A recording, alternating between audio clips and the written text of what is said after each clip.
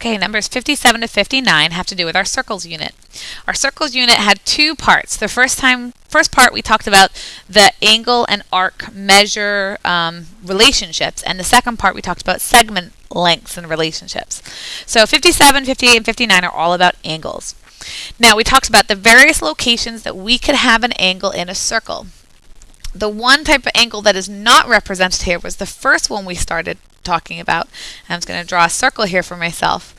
The first kind that we started talking about was what we would call a central angle. If this was the center point of the circle and we drew the radii going out, the angle here would be the exact same measure as the arc that it cut off in degrees. If this was 70 degrees, the arc would be 70 degrees.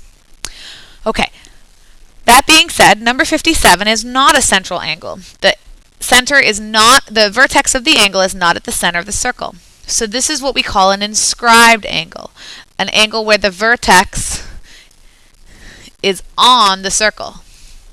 When the vertex is on the circle, the arc is equal to 2 times the angle. So if this is the angle x, the arc is double that angle.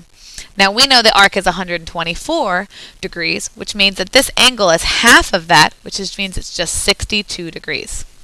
So that's the answer for number 57. Here we have another case where let me close that. For number 58, the angle right here is outside of the circle. Angle vertex is outside of the circle. When this happens, we get two arcs that are created.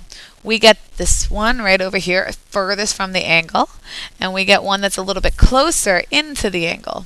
Oh, I was supposed to make that right. Okay.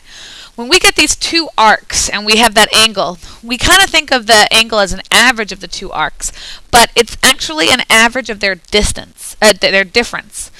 So what I'm going to do is I'm going to take the biggest arc, number 74 degrees, and I'm going to subtract away the little arc, 28 degrees, and I'm going to divide that answer by 2, and that will give me that angle on the outside.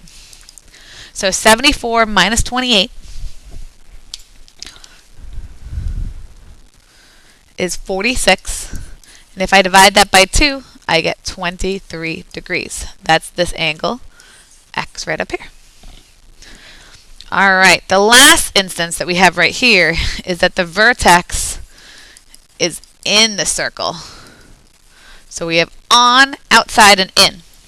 When the vertex is in the circle, it truly is an average of the two arcs that it creates. It creates this 56-degree arc and this 36-degree arc. So I'm going to take those two arcs, 56 and 36, and I'm going to add them and divide them by 2. They're summed by 2.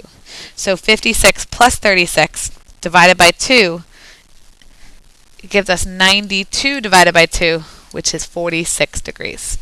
And that's what this angle is inside.